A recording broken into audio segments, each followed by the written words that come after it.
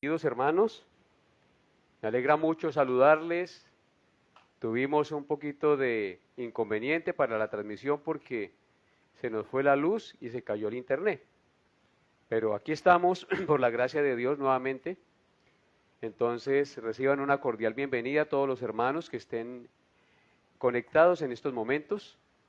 Reciban un abrazo de bienvenida y que mi buen Dios sea bendiciéndoles, ayudándoles en todas las cosas y disponiendo su mente y su corazón para que esta noche podamos tener un buen estudio de la bendita y gloriosa palabra de Dios.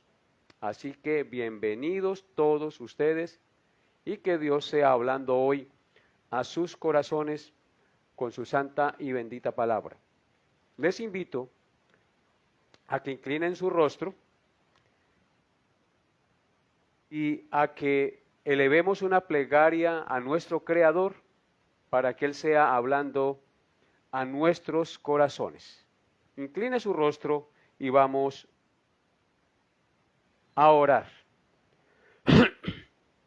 Amado Dios y Padre nuestro, bendecimos tu santo nombre en esta hora de la noche.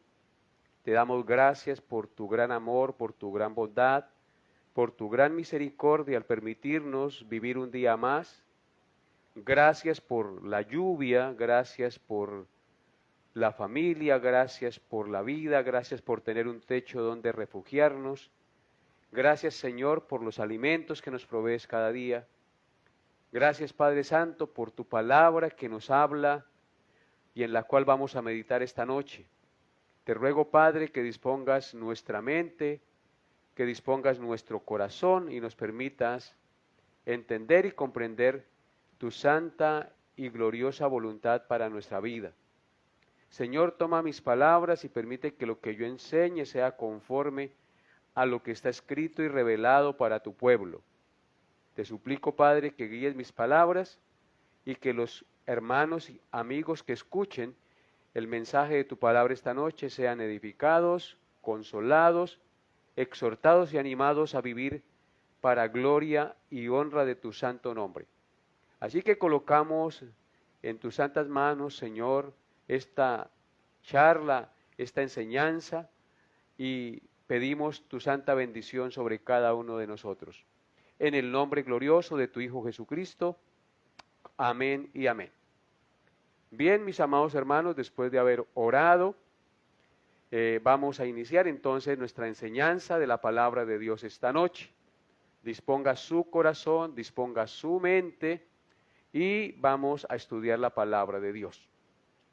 En la enseñanza pasada vimos que el cristianismo no es en esencia un credo, ni un código de leyes, ni un sistema ceremonial, aunque todas estas tres cosas mencionadas son importantes y tienen su lugar en el cristianismo, es perfectamente posible ser ortodoxo en las creencias cristianas, rectos en conducta y cumplir las observaciones religiosas a conciencia y no obstante pasar por alto la médula del cristianismo y no realmente estar viviendo el cristianismo. El cristianismo, hermanos y amigos que me escuchan, el cristianismo es Cristo, el Santo Hijo de Dios. No es primordialmente un sistema de prácticas y normas religiosas, tampoco es solamente un concepto teológico. El cristianismo primordialmente es la persona de Cristo y una relación personal con Él en base a lo que Él ha hecho por nosotros en la cruz del Calvario.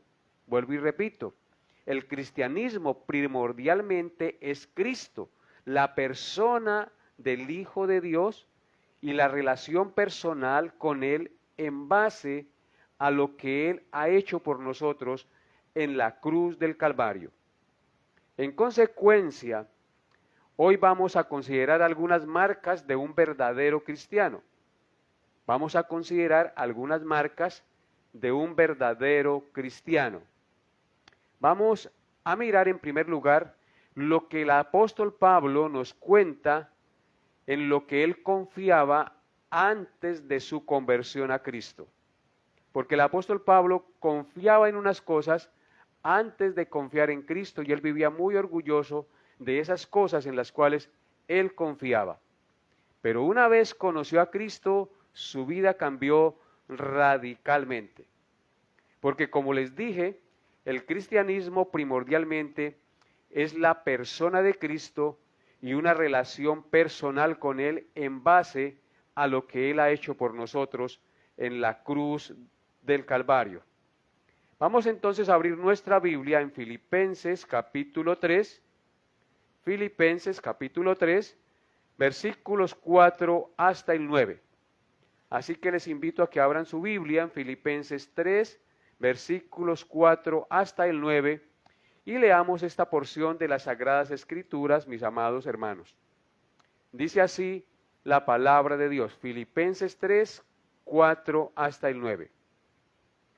Aunque yo tengo también de qué confiar en la carne, si alguno piensa que tiene de qué confiar en la carne, yo más, circuncidado al 8º día, del linaje de Israel, de la tribu de Benjamín, hebreo de hebreos, en cuanto a la ley fariseo. En cuanto a celo, perseguidor de la iglesia, en cuanto a la iglesia, en cuanto a la justicia que es en la ley, irreprensible, pero cuantas cosas eran para mi ganancia, las he estimado como pérdida por amor de Cristo. Y ciertamente, aún estimo todas las cosas como pérdida por la excelencia del conocimiento de Cristo Jesús, mi Señor, por amor del cual lo he perdido todo y lo tengo por basura para ganar a Cristo y ser hallado en Él, no teniendo mi propia justicia que es por la ley, sino por la que es por la fe de Cristo, la justicia que es de Dios por la fe. Amén.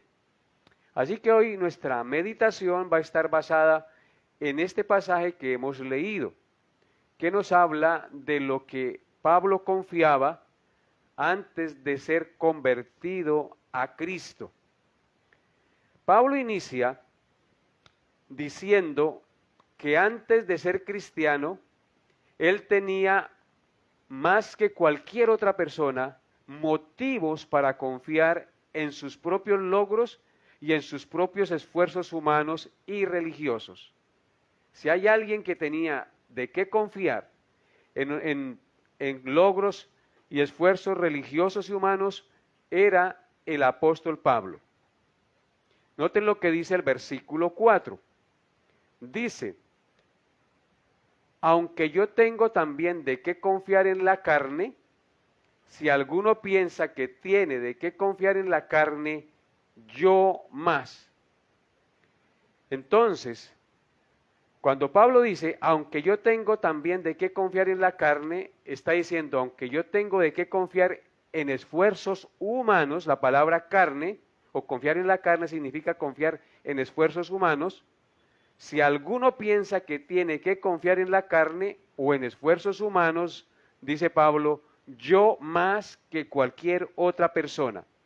Pablo entonces tenía muchas cosas que lo hacían creer que era superior a todos los demás en su vida religiosa y en eso basaba su vida como creyente.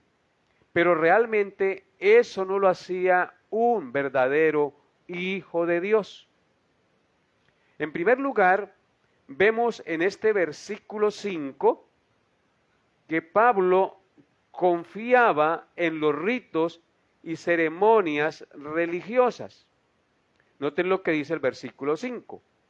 Circuncidado al 8º día del linaje de Israel, de la tribu de Benjamín, hebreo de hebreos, en cuanto a la ley fariseo. Entonces, en este versículo vemos que Pablo confiaba en los ritos y ceremonias religiosas para su aceptación delante de Dios. Él decía que había sido circuncidado al 8º día, que era del linaje de Israel, que era de la tribu de Benjamín, y era hebreo de hebreos, y en cuanto a la ley, fariseo. Pablo, según nos cuenta allí en el versículo 5, fue circuncidado por sus padres al 8º día de nacido, en la edad que había mandado Dios a Abraham circuncidar los niños. No fue circuncidado en edad avanzada, sino en el tiempo que había mandado Dios a su siervo Abraham que lo hiciera. Esto usted lo puede corroborar en Génesis 17, versículos 11 y 12. Lo que Dios le había mandado a Abraham y en lo cual Pablo se enorgullecía, que había sido circuncidado al 8º día. En Génesis 17, 11 y 12 dice: circuncidaréis pues la carne de vuestro prepucio, y será por señal del pacto entre mí y vosotros, y de edad de 8 días será circuncidado todo varón entre vosotros por vuestras generaciones, el nacido en casa y el comprado por dinero a cualquier extranjero que no fuere de tu linaje. Entonces vemos claramente ahí que la orden de Dios a Abraham, al siervo que Dios había llamado para formar a su pueblo, fue que todo varón que naciera a los 8 días debía ser circuncidado, quitársele el prepucio como señal del pacto que había entre Dios y Abraham. Entonces, Pablo confiaba en los ritos y en las ceremonias religiosas. En segundo lugar, Pablo nos enseña que antes de ser cristiano, él también confiaba en su linaje. Dice allí el texto que era de la tribu de Benjamín, hebreo de hebreos. Eso está en el versículo 5 de Filipenses 3. Dice que era de la tribu de Benjamín, hebreo de hebreos. Es decir, descendiente directo de Benjamín, el hijo menor de Jacob y de Raquel.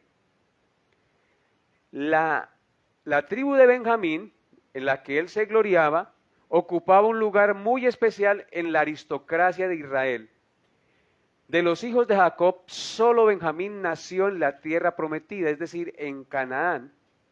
De esta tribu, de la tribu de Benjamín, provino el rey Saúl, el primer rey de Israel. Ellos eran los que encabezaban el ejército en el tiempo de la batalla. Es decir, siempre la tribu de Benjamín estuvo dispuesta a pelear por Israel. Eso usted lo puede corroborar en Jueces 5:14, pero no lo vamos a leer. En Josué 5:14, no Jueces, sino en Josué. Fue la tribu que permaneció leal, la tribu de Benjamín permaneció leal a la casa de David durante la guerra civil después de muerto Salomón. También el texto nos dice, Pablo, que él era hebreo de hebreos. Pablo se gloriaba en decir que él era hebreo de hebreos, es decir, en su linaje, en su descendencia. No solamente se gloriaba de ser descendiente de la tribu de Benjamín, sino que dice que era hebreo de hebreos.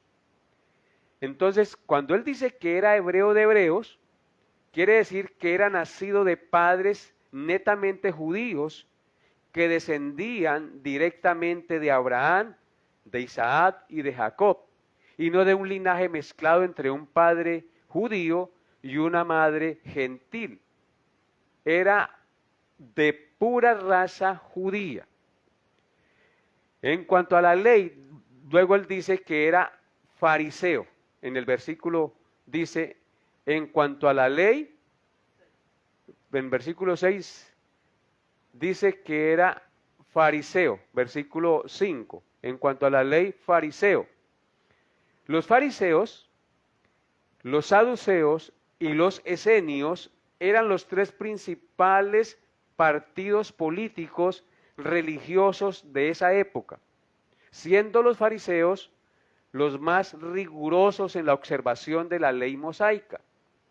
Pablo era orgulloso de pertenecer a este estricto grupo religioso. Los fariseos eran un grupo que creía en la inmortalidad del alma, la resurrección y la eternidad. Pero tenían un grave problema. Centraban la salvación en la observación de la ley y la interpretación de ella. En otras palabras, creían que la salvación era por obras, en este caso, por la estricta obediencia a la ley. Entonces Pablo era orgulloso de ser uno de los más fieles y obedientes a los mandamientos y reglas del fariseísmo. Él se enorgullecía en eso y sacaba pecho por ser muy fiel a las reglas que los fariseos habían establecido.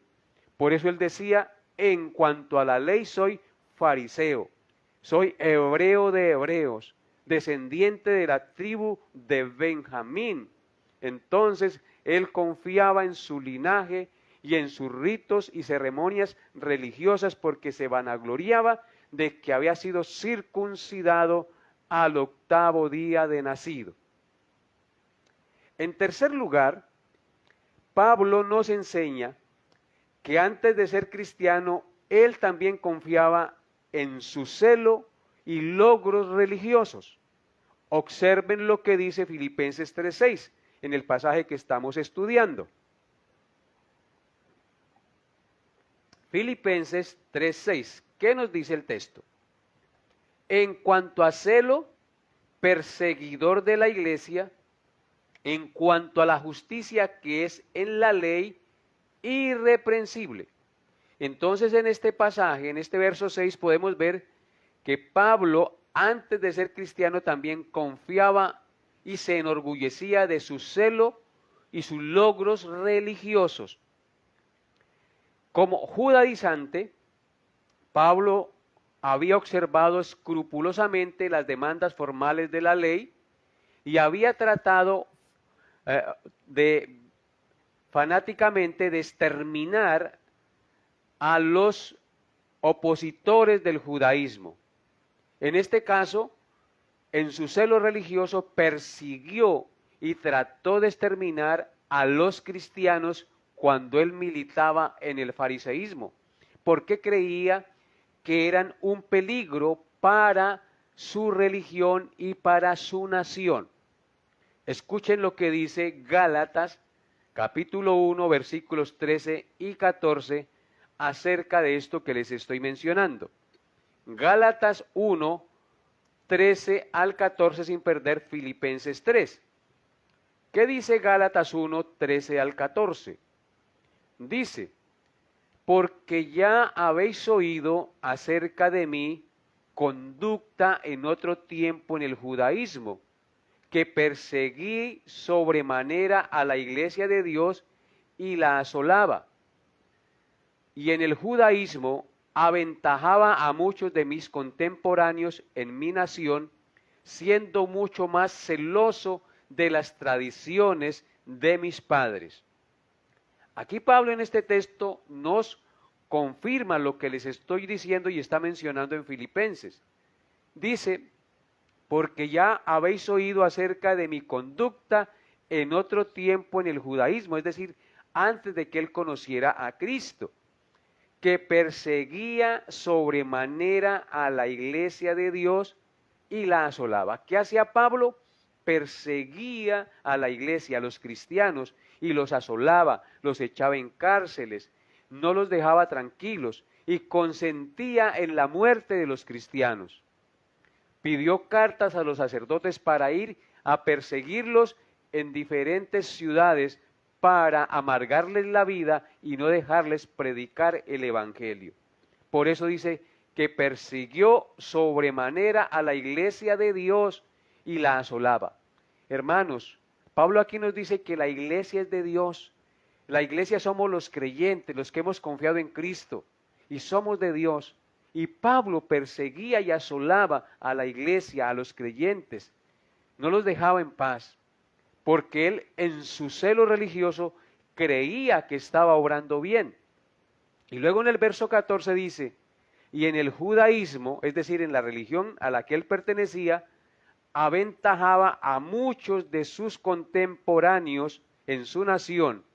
Era muy entregado a las cosas del judaísmo y aventajaba a muchos de sus contemporáneos, siendo mucho más celoso de las tradiciones de sus padres. O sea que él era un estricto religioso, muy celoso, muy dedicado a la obra del judaísmo, pero vivía sin Cristo.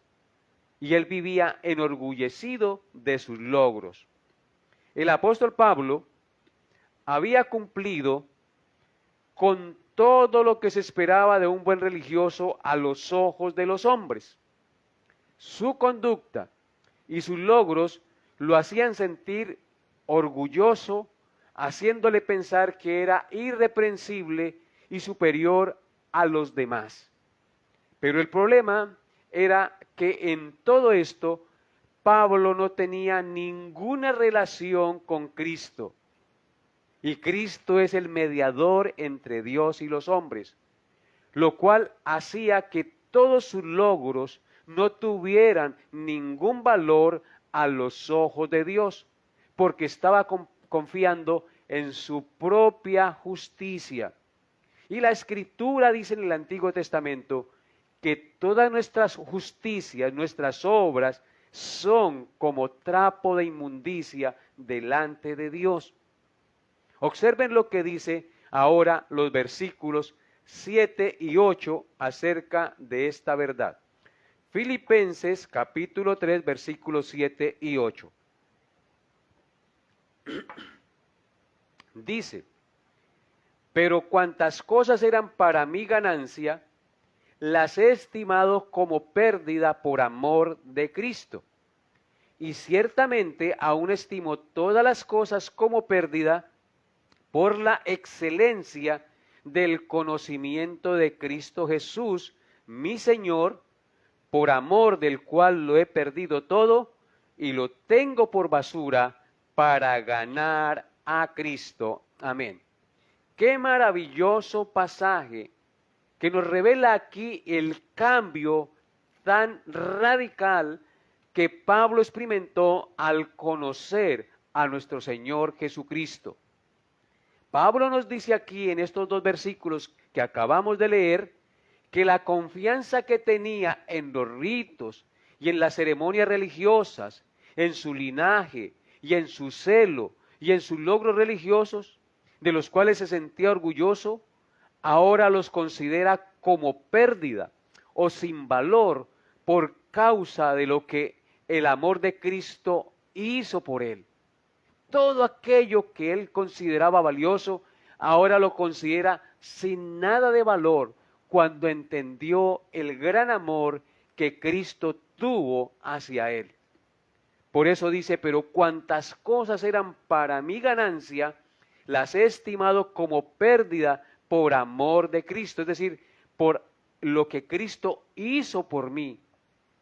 Y ciertamente, dice él, aún estimo todas las cosas como pérdida por la excelencia del conocimiento de Cristo Jesús, mi Señor, por amor del cual lo he perdido todo y lo tengo por basura para ganar a Cristo.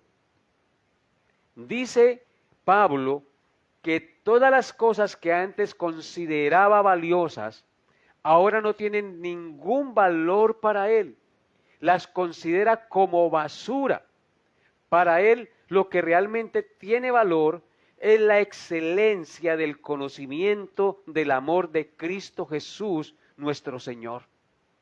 Porque luego dice, Cristo Jesús, mi Señor. Ahora lo llama Señor. Ahora él sabe que Cristo es su Señor, que aquel a quien él perseguía, ahora él lo ha hecho esclavo y él es su Señor.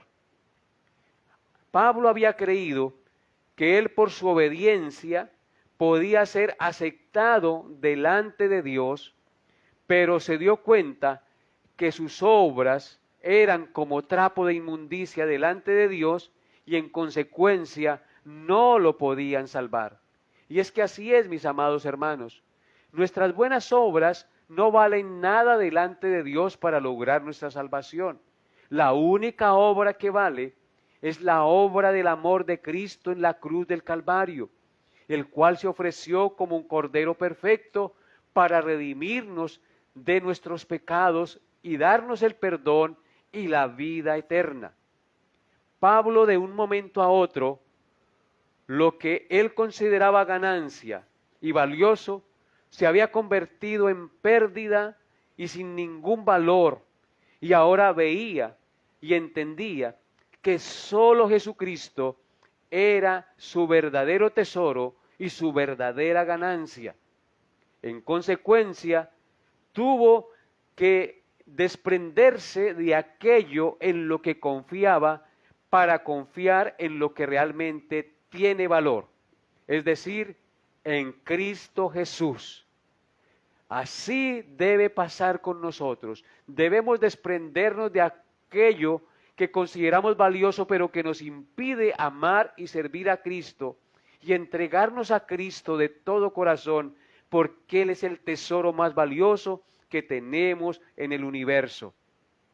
Para entender esto que le ocurrió al apóstol Pablo un poco mejor, ilustrémoslo con una experiencia del mismo apóstol durante su viaje a Roma, cuando lo llevaban preso para ejecutarlo. Cuando él iba de viaje a Roma, la nave o el barco en que viajaba, cuando era llevado preso, fue sorprendida esta nave por una furiosa tormenta en alta mar que estaba a punto de hundirlos y de perecer ahogados todos los que iban en el barco. Eso usted lo puede encontrar en Hechos capítulo 27, pero no lo vamos a leer. Yo se lo voy a mencionar. En consecuencia, como el barco estaba a punto de hundirse por la feroz tormenta que lo sorprendió, ellos tenían que escoger y decidir qué valía más, si la carga que llevaban en el barco o sus vidas. Para salvarse, entonces ellos tuvieron que lanzar al agua toda la valiosa carga que llevaban para que el barco no naufragara. Y así lo hicieron. Perdieron la valiosa carga, pero salvaron sus vidas y llegaron a puerto seguro. Así el apóstol Pablo, mis amados hermanos, tuvo que arrojar toda su valiosa carga religiosa, de buenas obras y de prestigio en las que confiaba, para ser salvo y poder llegar a puerto seguro en Cristo Jesús. Por eso, observen lo que Cristo nos enseñó en Mateo capítulo 13. Mateo 13, versículos 44 al 45. Dice así la palabra de Dios. Mateo 13, 44 al 45. Además, el reino de los cielos es semejante a un tesoro escondido en un campo, el cual un hombre halla y lo esconde de nuevo, y gozoso por ello, va y vende todo lo que tiene y compra aquel campo. Podemos ver en esta parábola que el Señor nos dice que el reino de los cielos, es decir, la salvación, Cristo, el Hijo de Dios, que es nuestra salvación, es semejante a un tesoro escondido en un campo. Un tesoro es algo muy valioso en esta tierra. Y dice que ese tesoro un hombre lo encuentra, lo halla, y lo esconde de nuevo. Pero él no puede sacar ese tesoro de ahí porque el campo no le pertenece. Si lo hace, eso sería ilegal, y entonces lo echarían a la cárcel. Entonces, gozoso de haber encontrado ese tesoro, va y vende todo lo que tiene y compra aquel campo para que el tesoro sea de él. Así es con Cristo. Si tú y yo entendemos que Cristo es el tesoro más valioso, más glorioso de este universo, entonces vamos a entregar todo aquello en lo cual confiamos y vamos a despojarnos de aquellas cosas que tenemos como valiosas para poner a Cristo en el primer lugar en nuestra vida y confiar en Él como nuestro Señor y Salvador. El problema con nosotros los hombres es que no amamos a Cristo. Amamos más otras cosas en este mundo que al Señor que dio su vida para salvarnos. Porque creemos que si lo seguimos a Él, entonces nos vamos a empobrecer y que no vamos a poder lograr las metas que nos hemos propuesto, pero eso no es así. Antes, por el contrario, con Cristo lograremos hacer cosas que honren y glorifiquen a Dios y que traen verdadera paz y verdadero consuelo a nuestra vida. Cuando usted no tiene a Cristo, su vida no tiene consuelo, ni paz, ni reposo. Y solamente usted hallará reposo, paz y consuelo cuando confía verdaderamente en el Señor Jesucristo. Así que Pablo tuvo que despojarse de todos sus logros religiosos en los que confiaba, de todo su orgullo y arrogancia en su celo religioso, de sus ceremonias y de todo aquello que él decía que era estricto en guardar, para dejar de confiar en eso y tenerlo por basura, porque eso no le servía para su salvación, y confiar en el perfecto sacrificio que Cristo hizo por él para la vida eterna, que él dio al dar su cuerpo en la cruz del Calvario para salvarnos. Ahora pasemos en Filipenses capítulo 9, capítulo 3, versículo 9. Filipenses 3, versículo 9. ¿Qué dice la palabra de Dios en Filipenses 3, 9? Dice, y ser hallado en él, no teniendo mi propia justicia que es por la ley, sino la que es por la fe de Cristo, la justicia que es de Dios por la fe. Pablo en este texto nos enseña que después de conocer o experimentar la excelencia del amor de Cristo, ahora lo único que él quiere es deshacerse o dejar de confiar en sus propias justicias y confiar solamente en lo que Cristo hizo por él. Podemos afirmar entonces, por este pasaje, que conocer a Cristo de verdad es una experiencia de valor insuperable que hasta las cosas más preciadas de nuestra vida parecen basura.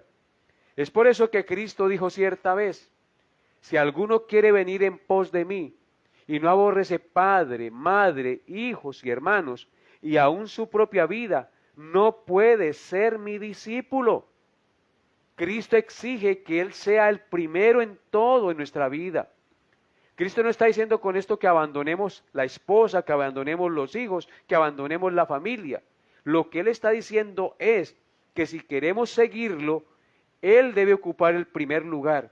Y créame en una cosa, mis amados hermanos y amigos, que si Cristo ocupa el primer lugar en nuestra vida, vamos a ser excelentes padres, vamos a ser excelentes esposos, excelentes hijos, excelentes ciudadanos, porque Cristo es el único que puede dar dirección y cambiar nuestro mal comportamiento para vivir conforme a los preceptos de Dios en este mundo y honrar al Dios que nos creó y dio a su Hijo para salvarnos.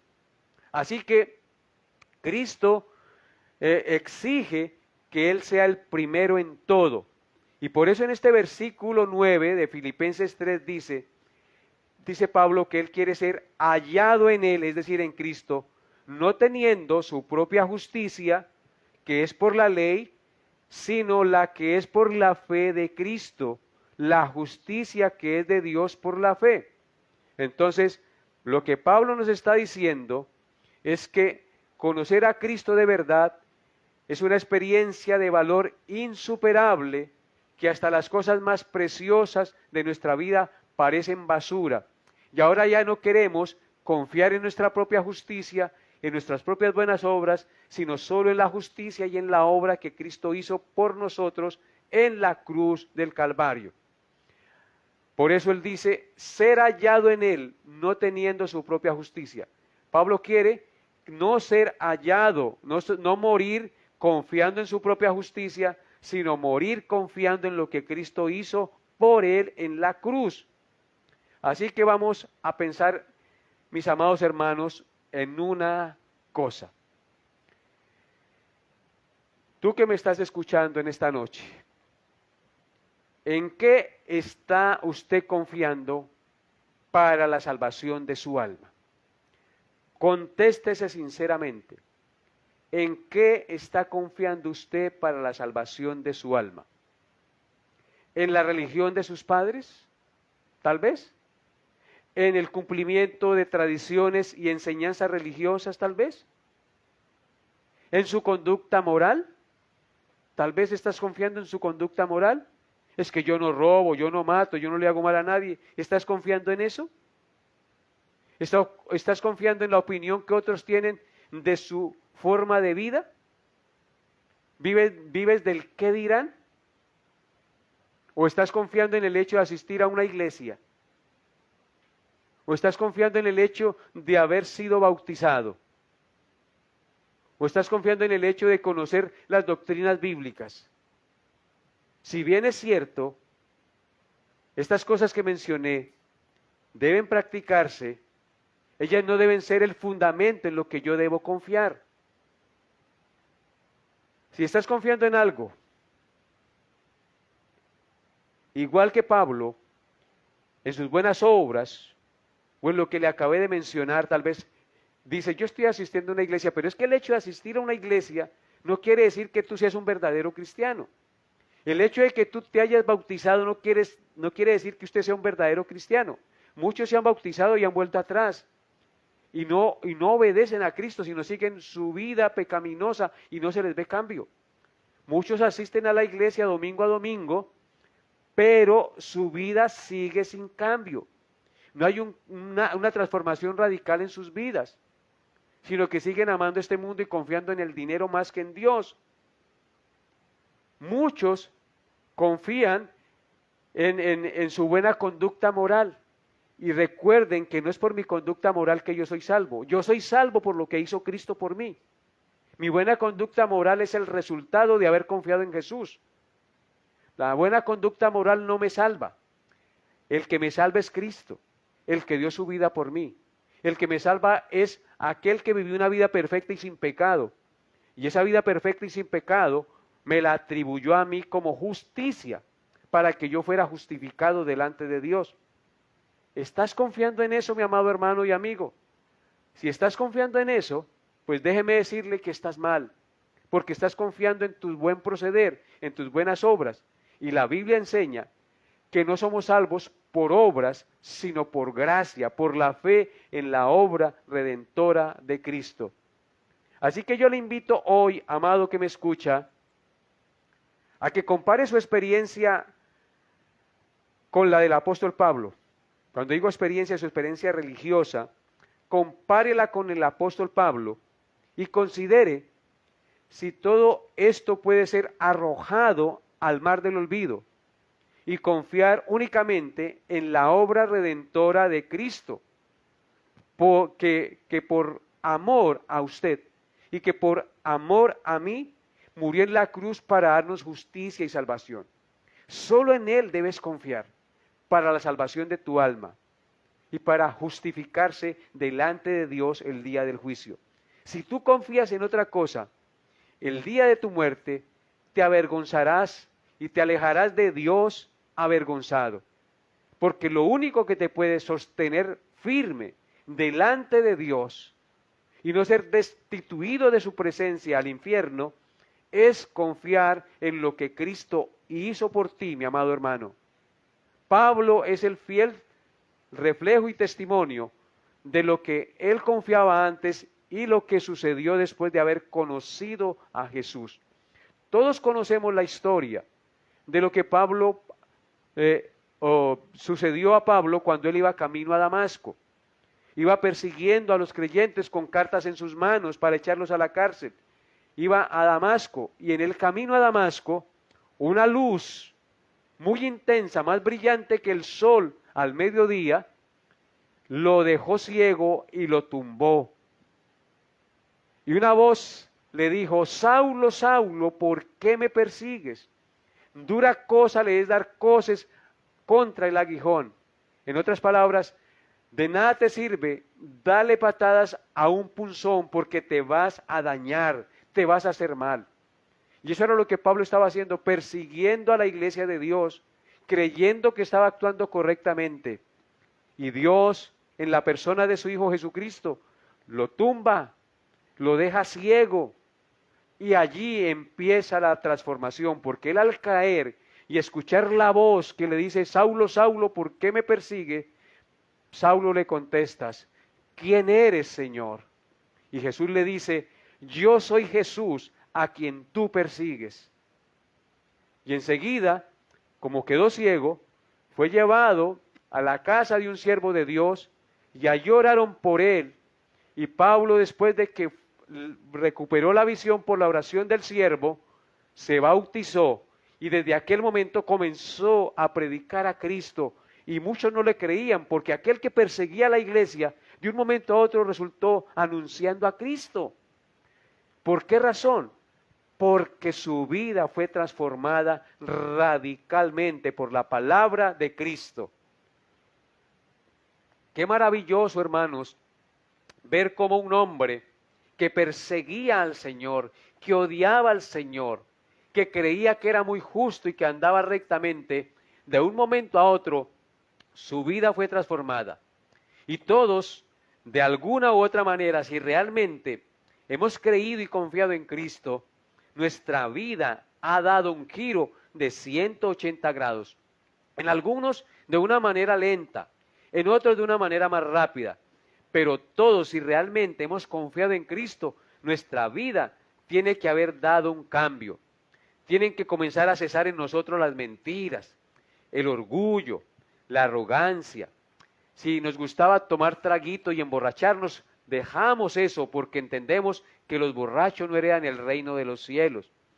Si teníamos amante, es decir, si éramos adúlteros o fornicarios, ya no lo somos más porque entendemos que eso es pecado, que a Dios no le agrada y que los fornicarios y los adúlteros no heredarán el reino de Dios, ni los mentirosos, ni los que se echan con varones, ni los afeminados heredarán el reino de Dios. Así que si alguien conoce realmente a Cristo, su vida comienza a ser transformada de una manera radical. Y vuelvo les digo, en unos de una manera lenta, en otros de una manera media y en otros de una manera rápida. Pero todo aquel que confía en Cristo de verdad y ha puesto en Él su fe, su vida es transformada. Por eso el mismo Pablo dijo en 2 Corintios 5:17, si alguna persona está en Cristo, nueva criatura es, las cosas viejas pasaron, he aquí, todas son hechas nuevas. Bendito y alabado sea nuestro Señor Jesucristo, que con su glorioso evangelio, que con su gloriosa palabra, transforma la mente y el corazón de todos aquellos que confían en el sacrificio que Él hizo por nosotros en la cruz del Calvario. Entonces, amados hermanos, yo les invito esta noche a hacer una evaluación a su vida, a inclinar su rostro y a decirle al Señor, ayúdame, porque solo tú, Señor, puedes transformarme y hacer que mi vida se rinda a ti. Y si has confiado en el dinero, si estás confiando en el dinero, en sus negocios, en su sabiduría, hoy te invito a que te arrepientas de eso y no confíes más en eso. Yo no le estoy diciendo aquí que deje de trabajar. Tienes que trabajar porque el que no quiere trabajar no coma, dice Pablo. No estoy diciendo aquí que deje de trabajar, le estoy diciendo aquí que deje de confiar en su trabajo y que deje de confiar en su dinero, en los amigos o en el político, en sus propias ideas y confíe en el Señor Jesús para su salvación. Dios le dará la sabiduría para trabajar y hacer que las cosas de este mundo no lo esclavicen si confía realmente en el Señor Jesús. Por todo lo visto, en el día de hoy podemos descubrir 3 marcas distintivas de un verdadero cristiano. Y podríamos decir 4 marcas mejor, 4 marcas distintivas de un verdadero cristiano. En primer lugar, un verdadero cristiano no confía en los ritos y ceremonias religiosas. Esa es la marca esencial de un verdadero cristiano. Un verdadero cristiano no confía en los ritos y en las ceremonias religiosas. Esto indica que no confía en el bautismo, no confía en la asistencia al culto, no confía en tomar la Santa Cena, como si eso lo salvara. Él confía únicamente en Cristo para la salvación de su alma. En segundo lugar, una marca distintiva de un verdadero cristiano es que no confía en su celo y en su ortodoxia religiosa. Muchos, lamentablemente hoy en día, que se llaman cristianos, pues yo no niego que sean cristianos, pero sin darse cuenta, comienzan a confiar en su celo religioso y se creen como que son superiores moralmente a los demás y que ellos sí son los ortodoxos y los que andan rectamente en la congregación. Y comienzan a mirar por encima del hombro a los demás y sin darse cuenta comienzan a confiar en su celo y en su ortodoxia religiosa y no confían en Cristo. No podemos confiar en eso para ser salvos. Lo único que nos puede salvar es la ortodoxia de Cristo y el celo que Cristo tuvo por nosotros en la cruz del Calvario, que ni la muerte misma lo pudo detener, sino que estuvo dispuesto a ofrecer su vida en rescate por nosotros. Sufrir semejante suplicio, semejante pasión tan dolorosa, para rescatarnos del lodo cenagoso de la condenación. Y en tercer lugar, una marca distintiva de un verdadero cristiano es que no confía en su conducta de moralidad. No confía en su conducta de moralidad. Muchos confían en que porque no roban, no matan y que le son fieles a la esposa, entonces tienen ganado el cielo. Pero en realidad el cielo no se gana ni la salvación se gana por nuestra conducta moral. Aunque mi conducta moral debe manifestarse en mi vida como creyente, mi confianza no debe estar en la conducta moral para la salvación. Mi confianza debe ser solamente puesta en la moralidad y la rectitud de Cristo, en lo que Cristo hizo por mí en la cruz del Calvario.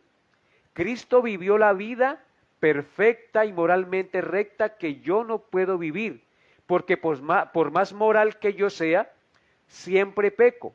Por eso Cristo dijo que oísteis que fue dicho, no cometerás adulterio, pero yo te digo que si miras una mujer y la deseas en tu corazón, ya adulteraste con ella.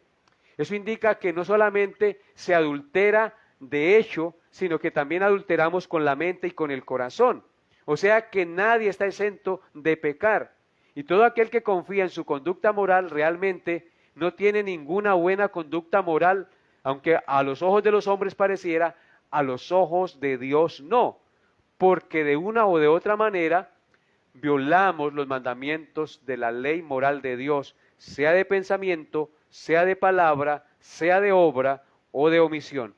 Así que la marca distintiva de un verdadero cristiano es que no confía en su conducta moral, sino que confía en la conducta moral y la vida perfecta y el sacrificio perfecto que Cristo hizo por nosotros en la cruz del Calvario.